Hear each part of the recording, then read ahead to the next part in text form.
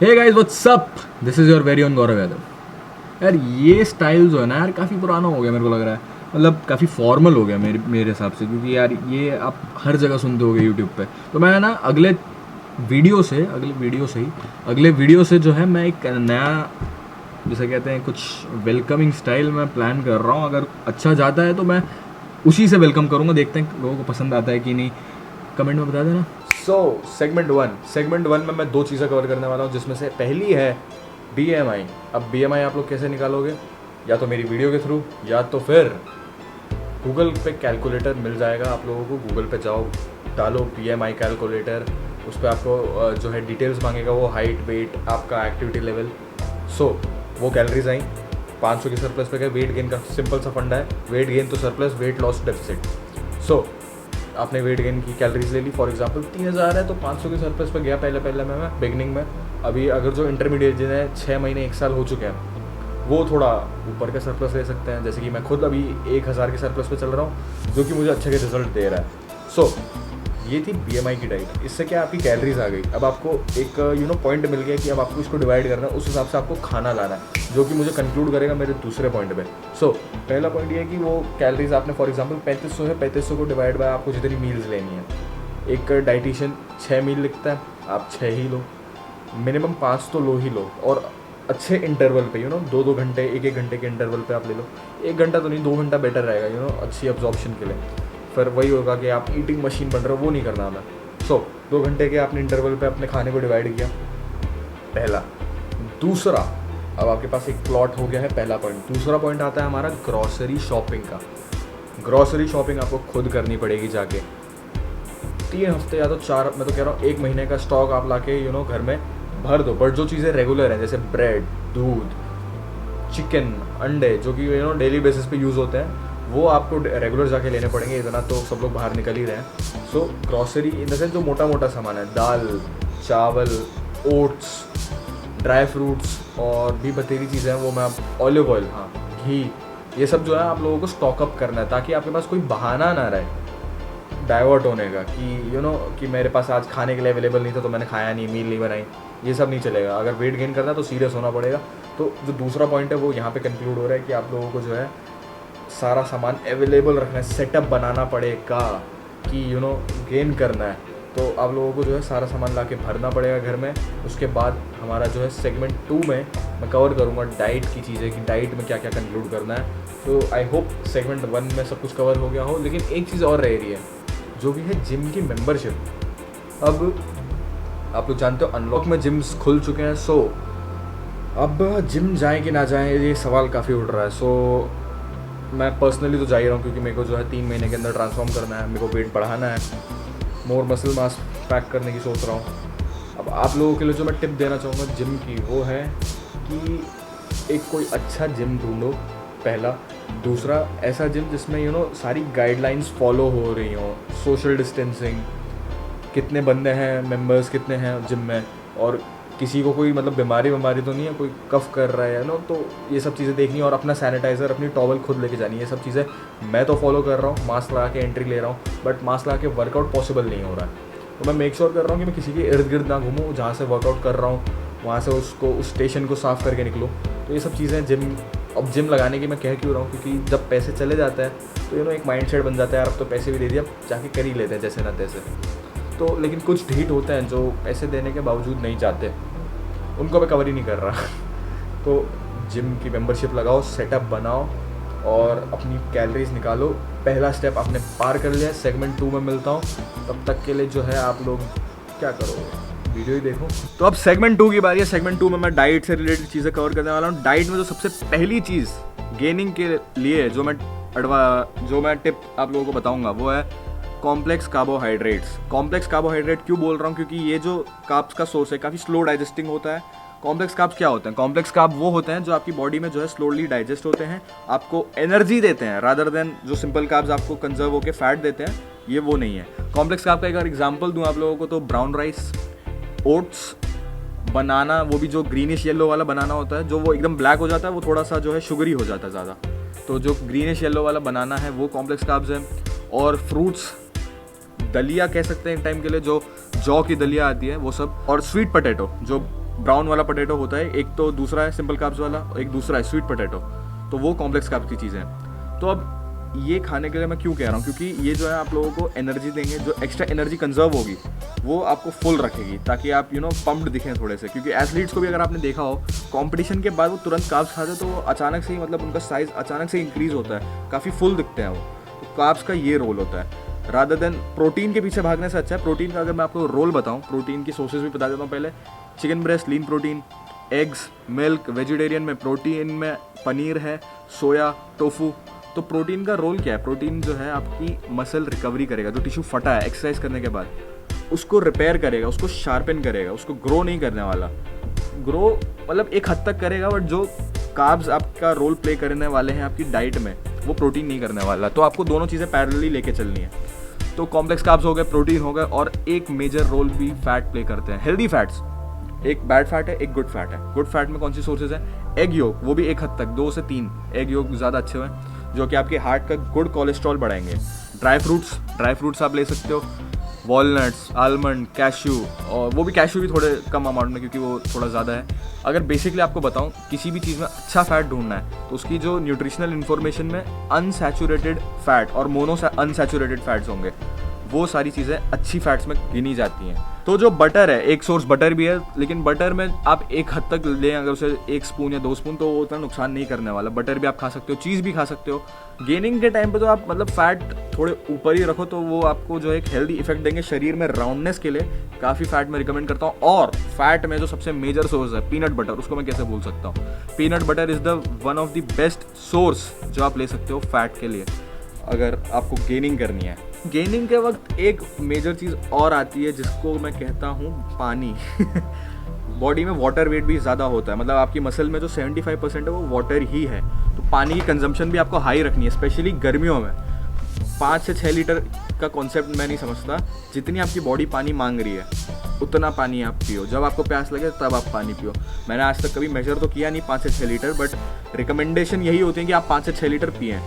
तो अगर आप पानी की इंटेक अच्छी रखेंगे तो वो अभी आपको एक फुलनेस लुक अच्छा देगा गेनिंग के फेज में। तो अब 3 चीज़ें ऐसी आने वाली हैं जो कि थोड़ी मतलब कॉम्प्लेक्स चीज़ें हैं, जैसे कि फ्रूट्स, ड्राई फ्रूट्स और वेजिटेबल। इन तीनों को मैं एक ही सेगमेंट में ले रहा हूँ। ड्राई फ्रूट्स आप मिक्स लीजिएगा, हमेशा पंच तत्व एक पैकेट आता है, आप उसको लिए, क्योंकि अलग अलग सोर्सेज से फैट्स और प्रोटीन इकट्ठा करना the best type of gaining में माना जाता है। अगर आप कोई सप्लीमेंट भी लेते हो, अगर आप प्रोटीन भी लेते हो, तो मैं रिकमेंड करूँगा कि आप ब्लेंड प्रोटीन लो।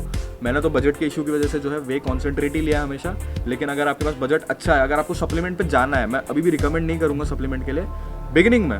6 महीने से 1 साल हो चुके हैं, तो फिर आप जाओ सप्लीमेंट के लिए, कोई इशू नहीं है। लेकिन जो रिकमेंडेशन है ड्राई फ्रूट्स की, वो आप पंच तत्व, अलग अलग सोर्सेज से प्रोटीन लो, अलग अलग सोर्सेज से फैट लो, वो एक अच्छा इफेक्ट देगा आपको। एक चीज़ और कंक्लूड कर रहा हूँ, वो है फ्रूट्स की आपको दिन में करीबन 2 या तो 3 सर्विंग रखनी ही पड़ेगी, या तो फिर एक ही सर्विंग ऐसी रखो जिसमें आपने ऑलमोस्ट 2 से 3 फ्रूट्स कंबाइन करे हों, जिसमें आपको काफ़ी माइक्रोन्यूट्रिएंट्स भी मिलने वाले हैं।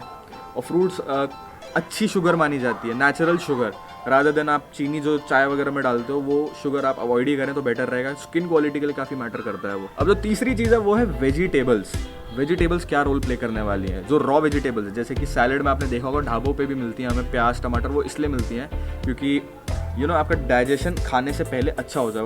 प्याज और टमाटर में कुछ एंजाइम्स होते हैं जो प्रेजेंट होते हैं, जो आपकी डाइजेशन इंप्रूव करते हैं, ताकि आपका फूड जो है प्रॉपर्ली एब्जॉर्ब हो। बहुत लोगों की प्रॉब्लम होती है कि डाइट ऊपर की रखते हैं लेकिन सैलेड बिल्कुल भी नहीं रखते, इसीलिए उनका फूड डाइजेस्ट नहीं होता।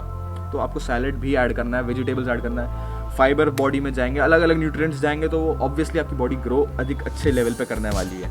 अब सेगमेंट 2 की जो 3-4 और चीज़ें हैं वो मैं आपको बता देता हूँ। पहली टिप, अपनी फूड को जो है कंबाइन करना स्टार्ट करिए। जो भी मतलब वेजिटेबल्स हैं उनको कंबाइन किया, सैलेड बन गया। या फिर उनको किसी मतलब अगर आपके पास चिकन पड़ा हुआ है, आप चिकन को अलग अलग ना खाएं, सैलेड चिकन को कंबाइन करके चिकन सैलेड बना लिया। वो अलग अलग सोर्सेज हैं, वो आपको खुद फिगर आउट करना पड़ेगा कि आप क्या क्या कंबाइन कर दो।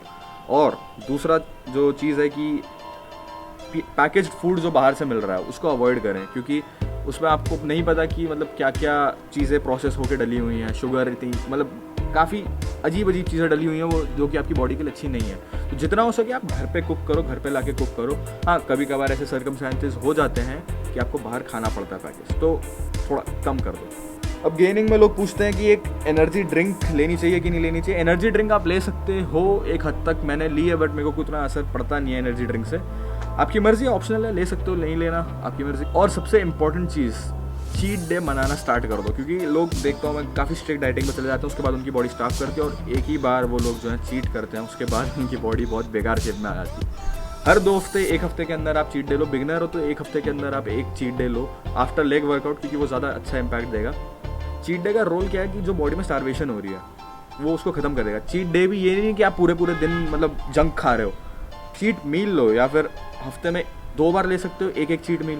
ये आपको एक अच्छा बेटर मतलब कंसिस्टेंट रहने के लिए हेल्प करेंगी कि आपकी बॉडी स्टार्व भी नहीं कर रही, आप अपनी बॉडी को वो चीज़ें दे रहे हो जो उसको चाहिए, जिसके लिए वो स्टार्व कर रही। और गेनिंग में तो खास करके मतलब उतनी स्टार्वेशन होती नहीं है, क्योंकि आपका फूड टेस्टी होता है, मतलब सॉल्ट्स डलते हैं थोड़े बहुत ज़्यादा, लेकिन कम कर देते हैं उसे, मसाले वगैरह डलते हैं, वेजिटेबल्स वगैरह डलती हैं, तो उतनी मतलब स्टिकनेस नहीं होती है अनटिल अनलेस आप प्रिपरेशन कर रहे हो। गुड माइक्रोन्यूट्रिएंट्स क्या है, यानी कि मल्टीविटामिन, एंजाइम्स, ये सब भी आपको अपटेक टॉप की रखनी पड़ेगी, क्योंकि बहुत लोगों को प्रॉब्लम होती है कि लोग बोलते हैं यार हमने प्रोटीन भी अच्छा लिया है, हमने कार्ब्स भी अच्छे लिए, हमने फैट्स भी अच्छे लिए हैं, लेकिन उनको डाइजेस्ट करने के लिए जो एंजाइम्स चाहिए हमें वो नहीं है, तो वो कैसे लें? तो इसके लिए या तो आप सप्लीमेंट कर सकते हो या तो आप वेजिटेबल्स खाओ ज़्यादा। अब वक्त है सेगमेंट 3 का। सेगमेंट 3 में जो चीज़ें कवर होने वाली है वो है एक्सरसाइज से रिलेटेड टर्म्स, मेडिटेशन, स्लीप, सब कुछ एक मैंने ये अलग ही कैटेगरी में ले लिया, क्योंकि ये सारी चीज़ें इंटर रिलेटेड है। अब एक्सरसाइज रिलेटेड टर्म्स, अगर आपको 6 महीने 1 साल हो चुके हैं, अगर आपकी ऊपर के 2 सेगमेंट की चीज़ें सारी सही बराबर चल रही है, यानी कि आपकी डाइट अच्छी चल रही है, यानी कि आपने होमवर्क भी तगड़ा किया है, अपनी डाइट खुद बनाई हुई है या फिर बनवाई हुई है BMI के अकॉर्डिंग, अपनी नीड के अकॉर्डिंग, और आपको लग रहा है यार मैं सिर्फ एक्सरसाइज कर रहा हूँ, वो पंप जो है मैं फील नहीं कर पा रहा हूँ रेगुलर एक्सरसाइज से, वो वक्त होता है जहाँ पे आपको एडवांस लेवल पे जाना है, प्रोग्रेसिव ओवरलोड पे जाना है, यानी कि आपको drop sets, super sets, giant sets add करने स्टार्ट करना है यहाँ पे। अब ड्रॉप सेट क्या होता है लोगों को पता नहीं है, तो ड्रॉप सेट जो होता है, जैसे आपने कोई एक एक्सरसाइज करी, फॉर एग्जांपल आप यहाँ पे बेंच प्रेस मार रहे हो, तो उसमें मैंने स्टार्टिंग में वेट जो लगाया हुआ है, यहाँ पे आप देख सकते हो 2 प्लेट है, तो उसमें से जो 10 रेप करने के बाद मैंने 1 प्लेट निकाल दी, उसके बाद फिर मैंने जो वेट बचा उससे 10 रेप किए, उसके बाद उस प्लेट को भी निकाल दिया, ये बन गया मेरा डबल ड्रॉप सेट। आप लोगों के अकॉर्डिंग है कि अगर आप 3 प्लेट लगाओ आप ट्रिपल ड्रॉप सेट जा सकते हो। अब आते हैं सुपर सेट पे। सुपर सेट क्या होता है? सुपर सेट वो होता है जिसमें आप 2 एक्सरसाइज को कंबाइन कर रहे हो, यानी कि बाइसेप और ट्राइसेप ट्रेन कर रहे हो। आपने बाइसेप का 1 सेट लगाया, उसके तुरंत बाद मतलब बिना एक रेस्ट पीरियड के आपने ट्राइसेप की एक एक्सरसाइज लगाई, वो आपका कंसिडर हुआ सुपर सेट में। अब जाइंट सेट क्या होता है? जाइंट सेट में आपने एक ही बॉडी पार्ट की कोई फॉर एग्जांपल 3 एक्सरसाइज ले ली, या मेरे पास यहाँ पे शोल्डर में ट्रेन कर रहा हूँ, शोल्डर की मैंने 3 एक्सरसाइज ले ली, फ्रंट रेज, साइड रेज और अपराइट डंबल से ही, तो ये तीनों को मैं 10-10 रेप करूंगा, तो जाके ये मेरा एक जाइंट सेट बना, क्योंकि इसमें काफ़ी जाइंट एक्सरसाइजेज हैं, यानी टोटल यहाँ पे मैं 30 रेप्स मार रहा हूँ। तो ये टाइम होता है जब आपको ये सारी चीज़ें ऐड करनी होती है, ताकि आपका एक्सरसाइज का लेवल आगे बढ़े। डाइट आपने ऊपर की रखी हुई है, आपने होमवर्क तगड़ा किया हुआ है, लेकिन उसके बावजूद आपको फर्क नहीं आ रहा, तो ये वो टाइम है जहाँ पे आपको प्रोग्रेसिव ओवरलोड पे जाना है, यानी आपको एक्सरसाइज हैवी करनी है।